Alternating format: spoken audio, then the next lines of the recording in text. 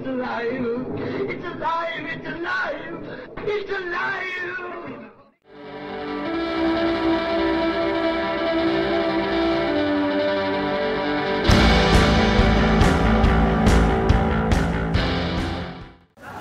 Hello and welcome to Alive After Reading. I'm your host, Tim Niederreiter, and I'm coming to you, recorded from 4th Street Fantasy Convention in St. Louis Park, Minnesota. And I have a guest with me, as usual. This is a new guest to the show, but not to me, because maybe sitting right next to me. This is my first in-person recording of this podcast, maybe ever. Anyway, welcome to the show, Alexander Newman. Hi, Tim. It's great to be here. On the show, I enjoy being on the show. We'll get to that in a second. That I do a little bit of podcasting myself, but yeah, we've been friends coming to this convention. Met at this convention years ago, and just hang out every time we get to, see each other here at the con. So glad to be here. So, let's say I'm Alex Newman. I record a podcast called the Goblin Podcast. I like to describe it as nominally about Magic the Gathering, but we actually spend a lot more time talking about mental health and real-world stuff and kind of community topics within. So we actually just had our 4-year anniversary, so it's been going for a little while now. Oh, yeah, cool. Yeah, I really need to get to listen to your show sometime because I don't listen to enough podcasts that are kind of like mine on any level. I'm always listening to the most random stuff. Oh, it's hard to kind of get into that. I know myself, I don't listen to nearly as many podcasts as I'd like to, especially within the Magic community that I'm definitely a part of, and I interact with some people, but it kind of feels like I never quite have enough time to listen to all the things that I want to be listening to. Yeah. I used to be a huge fan of writing podcasts. Podcasts about like writing excuses and a bunch of other ones. Yep. But nowadays, I'm like, I can't take too much writing advice. It just gets in my way, Yeah. Well, and that's the same. Like writing excuses, I Should Be Writing was one I listened to. I Should Be Writing. I used to listen to that religiously. Yeah. And then it's unfortunately, especially long-running shows like that, and those are both great, and they've been putting out content forever.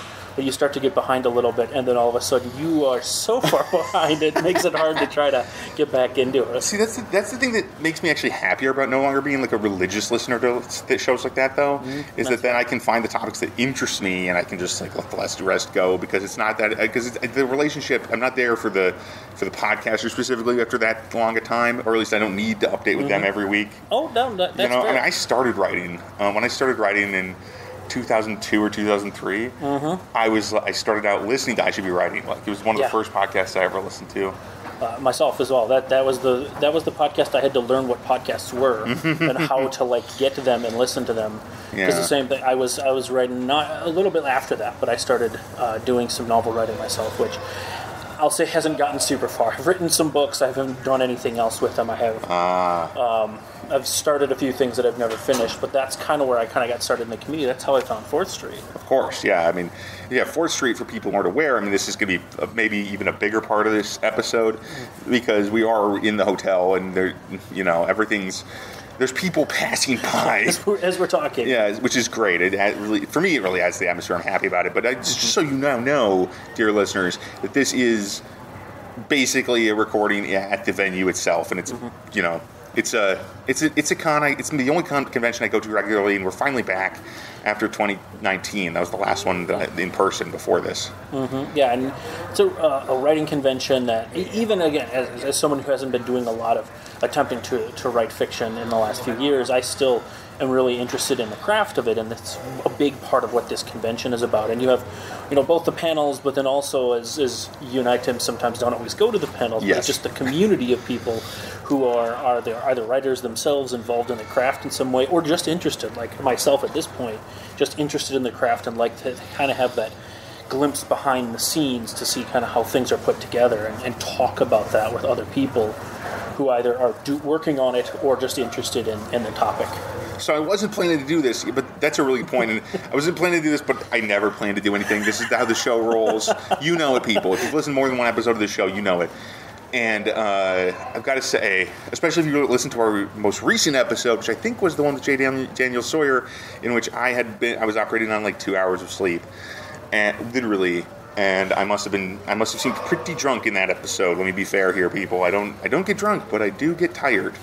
So anyway, apologies for that episode, but also congratulations to me for putting out a weird episode for a change, a weirder than usual episode. So I'm actually kind of happy about it, kind of proud of that one. Hope you all enjoyed it. Anyway, but my point is that until you go to a convention like this and you meet people, or just any situation where you're meeting people who are so much like you in a weird way. Like, I came to 4th Street, first time was 2013.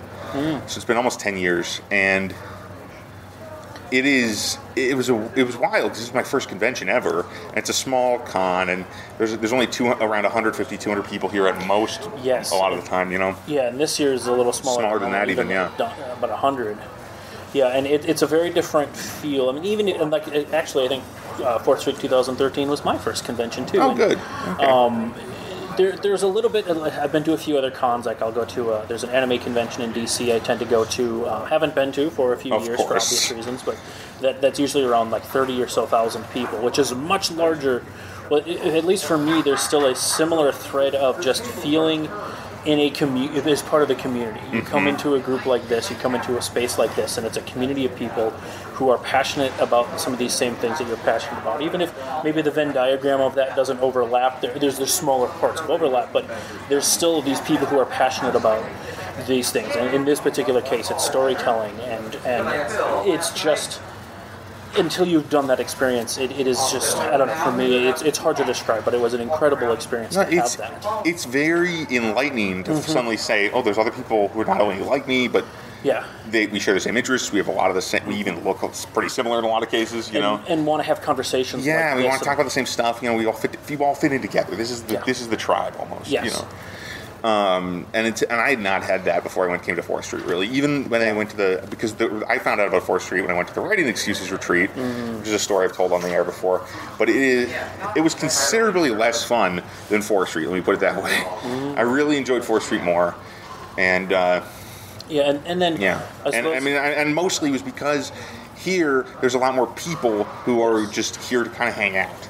Yes, and that's the thing where a con of this size is a little different from a big con. Like, so there's still some of that thread of you're part of this bigger community, but with a con the size of, you know, Otakon at 30,000 or Comic Cons or a couple hundred, or even smaller. In Minneapolis here we have a convention called Convergence, which can be a lot of fun, but that's like a 6,000-7,000 person con, and so especially if you go in by yourself, it's a lot harder to sort of have to find little social groups. Yes. But in a convention like 4th Street, that's 100 or 200 people.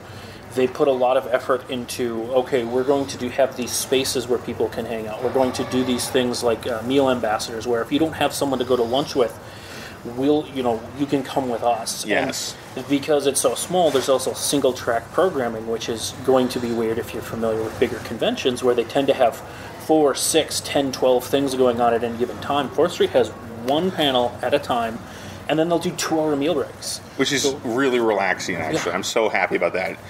Not only because I sometimes get bored with panels, but because, I just prefer to chill with people. You know, I don't get to see people enough. No, I know. You know, it's a once a year at best nowadays. Yeah. One weekend, and it's well worth it. I met some really great people here. Especially, you, Alex, obviously, but also like another friend of the show, Reinhard Suarez, met here. Yeah, Reinhard, who's fantastic. He's also, I say, a friend of our show. He's been on there a lot, and it's always fun to get a chance to talk to Reinhard. But unfortunately, he didn't make it this year. But that's this year to 4th Street. Yeah, that's how it rolls. You know, that's just life sometimes. Yeah, and a lot of people didn't make it this year, right, from the peak of 4th Street, but. Though, incidentally, and I don't think this is me putting him on blast, but thanks to Reinhardt, he sponsored me coming to 4th Street this year. That's staying on site. So that was he's really helpful. But you gotta have friends, people. It's good to have friends. Yeah. So anyway, Alex, we've talked a lot about the con, not a bunch about what you do. Okay. But what's your podcast is about? I'm a big Magic the Gathering nerd fan. I used to read all the books when I was a kid. Okay. Like I read up through at least the Onslaught block. I finished all the Onslaught books. I think I read most of the books before that. Though again, Reinhardt, he's telling me about things like The Prodigal Sorcerer, which is the first Magic the Gathering novel. Yep. And I had never read that one because I'm just not that old. No, I didn't even know it existed until like last year when he told me about it. Yeah, I missed a lot of the early stuff. I read some. I got into Magic early, but I didn't.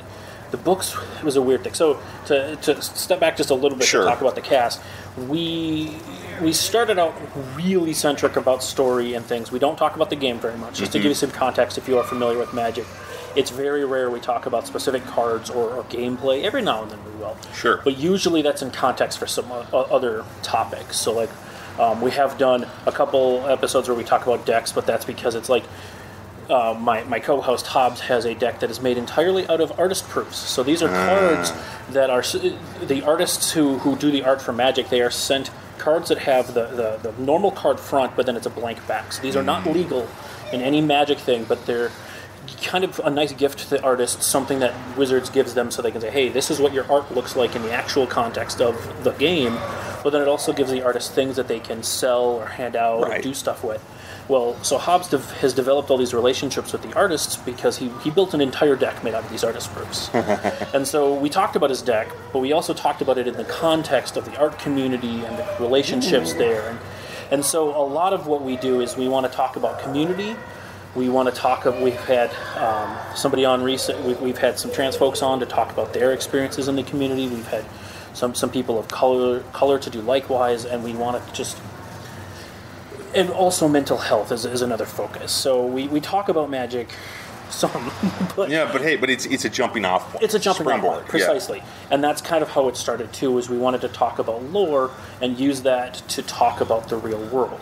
Probably my favorite episode we've ever recorded, which is fairly early in our cast still, was when we talked to a friend of mine who now currently works for FEMA. At the time, I believe she worked for the Delaware State Emergency Preparedness, but brought her on to talk about emergency preparedness, and then took that context to talk about a recent storyline where one of the Magic worlds was being invaded by interstellar zombies. And so it's like, how can we apply these lessons from the real world emergency preparedness to what the citizens of Ravnica are now dealing with? And so that's kind of been our focus. I think mental health has become much more significant to us lately. The last several years, actually, during May, we do a mental health focus because May is, in the U.S., it's National Mental Health Awareness Month. So every episode is mental health focused.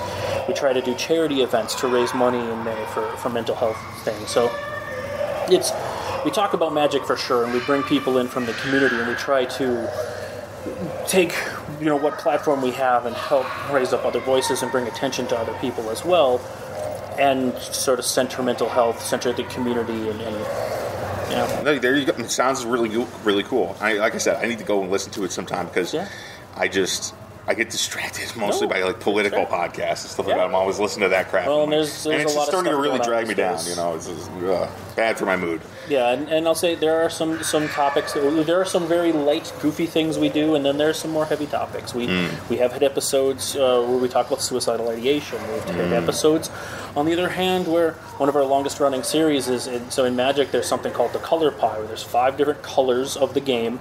That it's a game. It was kind of created as a gameplay mechanic to divide up different things to make it harder to make one deck that does everything. But it's also sort of over the last almost 30 years of the game created sort of a philosophy, these different philosophies and these different colors. It's a little bit of a personality test thing to some degree in the community too. And so my co-host Hobbs and I will do the color pie of food, and we will talk about different types of food and what is this more of a mono red type of food, or is this fit in the green color pie? And so that's something that's much more kind of light and goofy that we have a lot of fun with too. Oh, that sounds great. Yeah, it sounds really fun. I guess, this show tends to focus a lot on writing craft as well. I talk to a lot of writers, obviously, because that's one of my main focuses, obviously. But I've got to say, the approaching podcasting as its own thing rather than as an ancillary activity is interesting to me, and I'm kind of trying to do that more recently because this show originally started because I was just asked to do it by Mickey Mickelson of Creative Edge. So there's your plug, Creative Edge. Thank you so much for suggesting I do this and supplying me with a lot of my regular guests. But It started out, but the reason I started podcasting personally, I was like, oh, I want to have like a platform, right? But that's not how this has worked out at all for me. Yeah. Because a lot of the writing, the stuff, people who want to read novels often do not want to listen to podcasts, you know, or they don't, or vice versa, right? They're two different things. And so I've not noticed a ton of crossover there. Okay. And we actually do have some. So this, again, with the background of coming to fourth streams things, I will talk about writing topics every so often. They're a little bit more of a minority of our topics, but we do try to talk about storyline. There we will usually focus a little more on Magic and say, okay, what are some of these backgrounds about story where we can start to look at how Wizards of the Coast, the creators of Magic, are like, how are they telling the story and what do we think they might be doing? Right. And that's where Reinhardt has come on our show a few times. I mean, he actually within the last couple of years wrote some official Wizards Magic fiction. He was contracted to write Magic short stories for them, and so I got to bring Reinhardt on the cast to talk about the experience of doing that. And he's also kind of come on the show a few times, or even just consulted with me at, in private messages where I'm sending him like, okay, we're trying to talk about this. What's a good lore tie-in? And so he's been really helpful for us there too. Yeah, his fandom for Magic if it isn't, it should be legendary. Yeah. I mean, he loves himself some Magic lore. Yes, and he's dug deep, and he is very gracious in sharing his knowledge with us. Yeah, but one of the other things I noticed about just lore for such a huge setting as Magic the Gathering, obviously it's a multiverse, many different worlds. But one of the things that's so cool about it is that there's all this. It goes back so long. It's a 30-year history of stories that are in story world time are much longer than that. Yeah, like thousands of years of history on the timelines, and also from a meta sense, like you say, like it's 30 years that the game has been around 30. I think it was 1993. So actually next year more than that actually, though, because the game didn't originate as like an RPG. I think it did. The setting did. The setting originated as a role-playing game world, didn't it? Well, some people's role-playing worlds got pulled into it. Oh, okay. This is part of this is perfect. This is kind of what I was trying to go to, is that especially in the early days of Magic, the story was much less organized and cohesive than it is today. And so, I mean, even the building of it, the first half dozen or so sets were made by different teams who weren't even part of Wizards of the Coast. They were contracted teams that Richard Garfield, the creator of the game, that he just knew these groups of people. Here's the bridge club he used to play bridge with. They make a set. And then he goes to friends that he has at college, and they make a set. And so the storytelling early on is really kind of all over the place. And that's where the set Legends, where they come up with some different kind of card technology there. A lot of the legendary creatures in that set were based on RPGs that past campaigns from the people who had made it. So a lot of that history gets pulled in. And then, now we're 30 years down the line, and they've done several small and large passes of sort of retconning to try to pull all these stories make it all make sense together. And so you do have some old things, which, again, even Reinhardt is an expert in even some of these things, like old comic books and stuff that aren't canon anymore because they were published in 1995, and they went back in 2003 and are like, yep, we got to write this out of the canon because this doesn't work anymore. We can't do anything with it. Yeah, no. I guess the very notion of canon in a fantasy world, is fascinating. And in a card game, which is part of it too, is especially early on there wasn't a lot of written. Some comics and some written stuff came in later, but so much of the story of the game is told in trading cards that you get 15 of 300 in a single booster pack, and they're random. Some of them don't have any flavor text on them at all. Some of them don't have. Many of them do. Some of them are just have the art that kind of tells the story.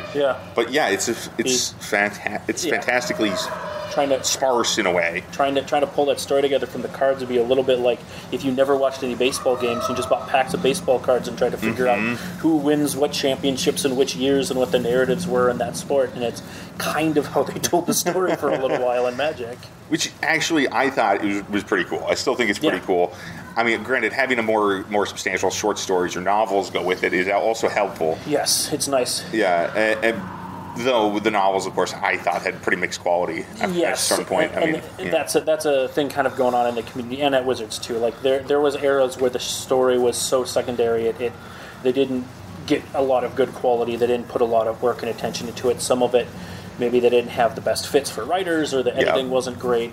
I'll say, especially on the short side, because they'll do a lot of short fiction on their website, as of the last few years, has been really good. And they've gotten some big writers. A few 4th Street alums, Django Wexler, Shannon McGuire, have both written fiction for Magic recently. Several other authors whose names obviously Sanderson. Sanderson, that's correct. And of course Reinhardt. I mean, he's not as big of a name as these other people, but he's just as good, I'm sure. Yes. I haven't read a lot of his stuff. So it's they're starting to really get writers who, to bring in people to help write these things, and it's and I think they're also starting to pull things together a little more cohesively than they were at one point too, which is yeah. I mean, the main complaint I have with modern Magic storytelling is it's kind of, and this isn't really a huge complaint, but it's a little Marvelized, right? It feels like an MCU kind of thing. Yeah, they absolutely are using that model. Well, yeah, and that's a thing too that I actually have talked about a little bit in past episodes of my cast. Their storytelling method these days is a little more Marvel-esque, I think, because the early story was like 6-7 huge, huge, one major storyline that kind of comes to this conclusion, and that's we were talking about last night. Tim, that's kind of when I checked out of the story, was at the end of the invasion block, because that was such a big, huge thing that then came to an end, and it was an easy off ramp. And then all of a sudden, because then they come back with the next set that is an entirely new place with entirely new people, and it was just too big of an ask for me to kind of reinvest and to readjust. So I think they kind of have learned their quote-unquote learn their lessons from that. At least the lessons that they wanted to learn from that, which were don't have convenient off-ramps for people to leave. Yeah, you want to keep them chained along, obviously, much as Marvel does. Oh, one of the other things I wanted to say quick about Magic, because we are running a little on time, one of the things I wanted to say quick about the Magic storytelling is because my first set was Tempest. Okay. I started playing with Tempest. It was my first starter packs and everything. But and I really like the story of Tempest. The book didn't work out so well. But that one was one where the cards really told the story well. Yes, that is. There's a couple of sets around there. Tempest is the big one, but there's 2 or 3 around there where you could literally take all of the cards and storyboard the story. Like that's what they did, like a movie, and lay one card after another if you ordered them all correctly, and it would tell the story of the entire set. And then I think that was so much work that they got away from that for a while. It does make the set kind of a masterpiece, though. Yes, in that regard. And and Tempest is when you kind of talk about Magic story for that reason is sort of one of those notes that people tend to talk about in that way, because it was an incredible thing that you could do that. Yeah, and they even had a little storybook that went with it that was actually probably as good as it's just started off. Like, this is our pre-story story, and now we're all going to this one place, and we're on the flying ship and everything. So, so Alex, it's been great having you. Tell us a little, again, the name of the podcast and where people can find it. So the Goblin Lore Podcast is what we're called. If you we're on Apple Podcast, we're on any of the podcast app, Podbean. We try to post about once a week. We're probably about 3 or 4 weeks a month at this point, where there's a little bit of inconsistencies going on, just to be open with the community too. Like, I've been struggling with some sleep apnea stuff, and hopefully that's coming to a close soon. Or hopefully I have something to help with that. And so and my co-host has had some of his own I don't want to say struggles and difficulties, but he just had a second kid. So it's a positive thing. But additional tasks. Exactly. It's additional, time is being used in that, and we don't always have the time to record as much as we'd like. But we are about 3 to 4 times a month. Well, awesome. I want to say quick before I go to my plugs, that genuinely, I didn't expect this to be so much fun, actually, to record in person, and I'm really happy that it's worked out, so thank you so much. And also, if you want to find my books, they're on Amazon.com. I'm Tim Niederreiter. That's my name as an author. You can also find all my stuff at timniederreiter.com. And this podcast is at mentalcellarpublications.com. That's easier to spell, at least in theory. Oh, also, Tim Niederreiter, spell the words as you hear them, .com is possibly an easier window into getting to my books. So thanks for listening, everybody. Talk to you again soon, and who knows, maybe we'll have some more interviews from 4th Street, but either way, I'll talk to you again next week. Stay safe, folks, and have a good one. Bye-bye.